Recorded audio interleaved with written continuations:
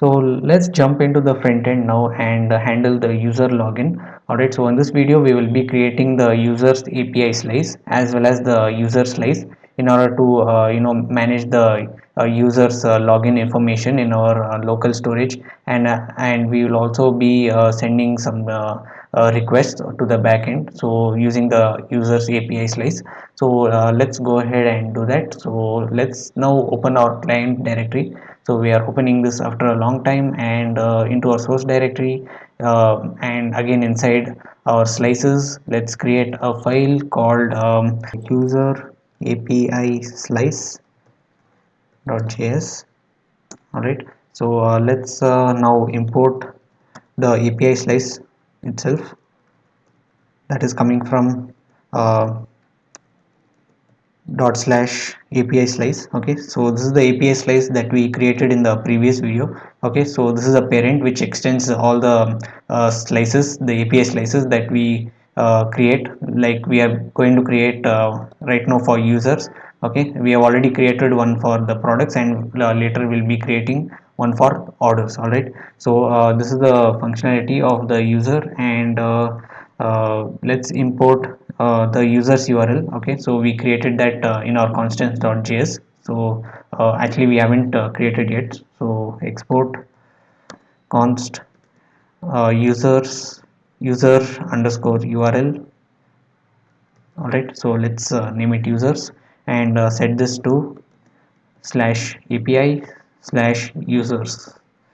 All right, so let's save that, and let's import that users underscore URL, and that's coming from one level up from the constants file. All right, so now let's create a function which I'm going to export const user API slice, and set this to API slice, and this has a method called inject endpoints where we are going to define all our endpoints. All right, so this takes in an object, okay, of endpoints.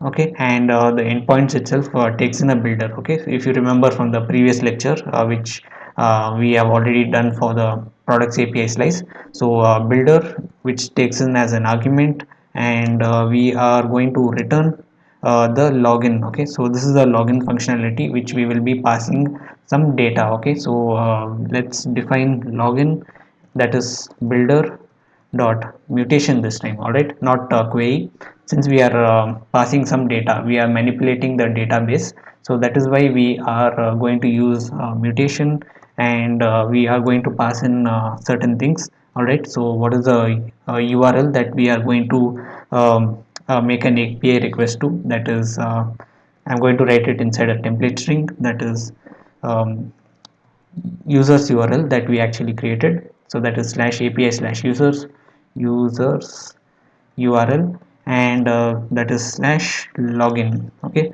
so that is what we actually created in our backend, right? So API slash user slash login, okay, for the login functionality, and the method which we are going to use is post. Okay, this time, so by default it is get, now it's post, and finally we are going to pass in some data. Okay, so body, and then the data that we get from this. Okay, so we are making a post request. Okay, so that's why along with that we get even the data. Okay, so later when we are building the login screen, whatever the information the user types in, we are going to pass to this URL, okay, along with the data.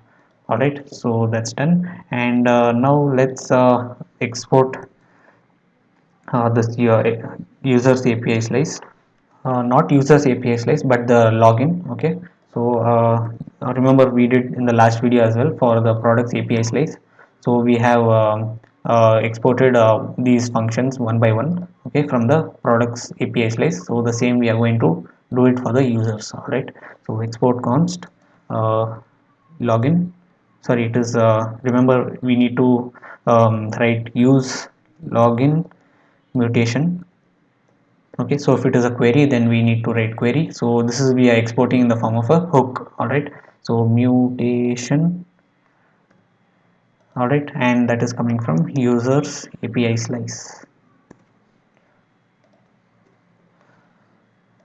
All right, so that's done, and we are done for the users API slice, and later we will be adding more and more functionalities like logout, forgot password, and all of that. So this is just the beginning step. All right, so we are done for the users API slice. Now let's create another file to manage our user state within our local storage. So let's call that user slice.js. Remember, just user slice is for state management, and this is for the making request to the backend. All right, so now let's import various things. So import create slice, that is coming from redux.js/toolkit.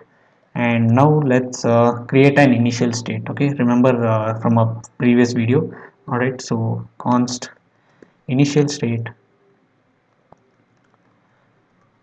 and for now let's set this to an empty object. Okay, later we are going to fill this, so I just want to keep this as a placeholder. Now right away let's define the user slice.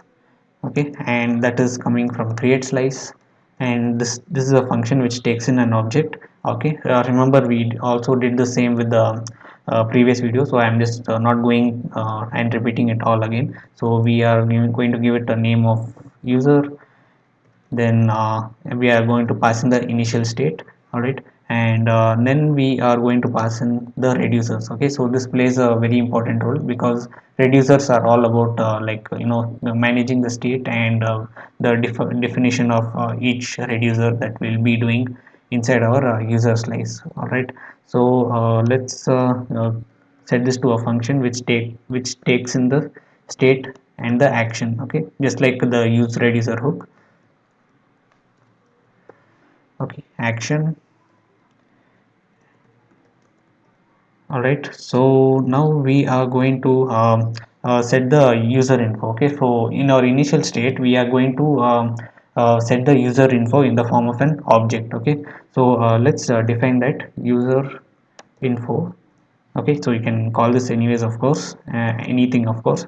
So we are going to get the user info based on local storage. Okay, so if the item exists, then we are going to fetch it, else it's just going to be null. Okay, so which means that we are not logged in, and if there is some value, okay, then we are logged in. Okay, that means that it has some information in the local storage. So local storage dot get item based on the value user info, and then we want to check that if it exists, then we are going to pass that in the form of JSON. So json.parse, then this value. Okay, so I'm just going to copy paste. All right, so now we are done. Like now we need to check if it doesn't exist. Okay, so we are going to set that to null. Okay, so else we are going to set the user info object to null. All right, so that's done, and now let's go to our reducers. And my bad, this has to be inside another object where we need to define a reducer for setting the credentials. Okay, so we can call the set credentials.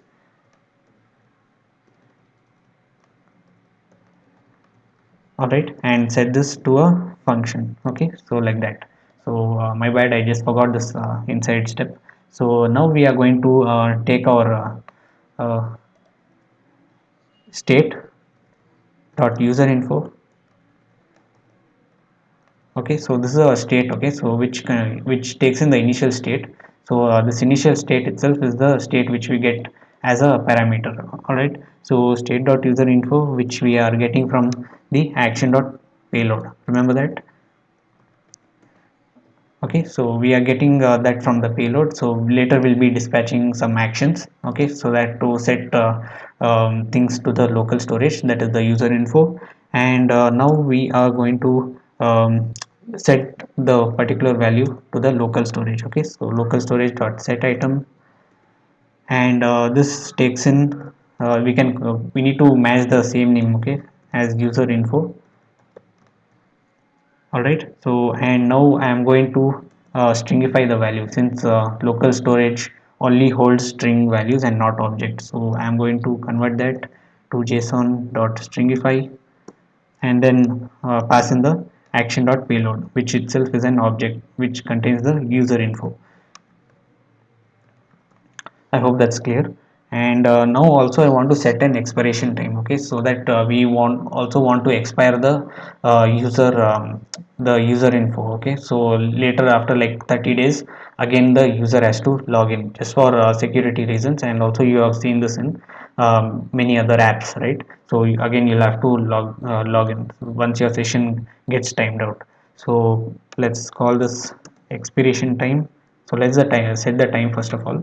So expiration time, and set this to a date value. Okay, so I'm going to use a date constructor, and I'm just going to append 30 days. All right, so I'm going to convert that into milliseconds.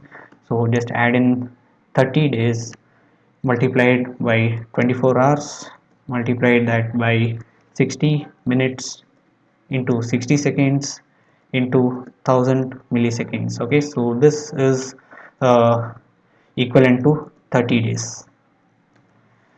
Right, so I hope that's clear. So this is the date instance from where the user logs in. So basically when the credentials are set in our local storage, and from then on we are going to just add in 30 more days, so that once the 30 days has passed, so the user has to log in again. Right, so next step is we are going to again set the value of this expiration time. Okay, so local storage dot set item, the expiration time,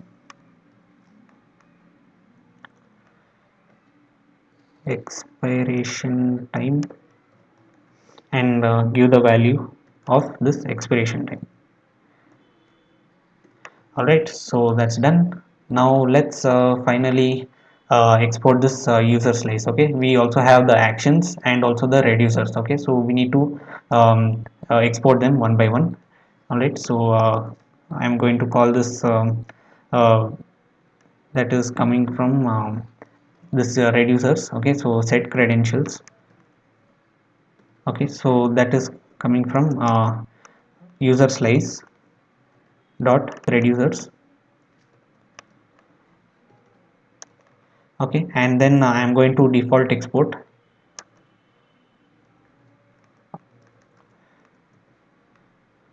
the user slice dot um, that is the actions. Okay, sorry, this should be actions and not reducers. All right, and we need to export this. Okay, and then we are going to default export the user slice dot reducer. Okay, just like that. So we are done for the user slice and the user API slice. I hope everything is clear. If you have any questions, please let me know in the comments. And in the next video, we will be building the login screen. Okay, so that we'll build a good interface such that the user puts in the credentials, and based on that, we are going to handle whether the user is logged in or not, and we are going to set the particular value in our local storage. Okay, so all of the functionalities we have created, only thing is we just need to mount it on our login screen. All right, so let's do that next.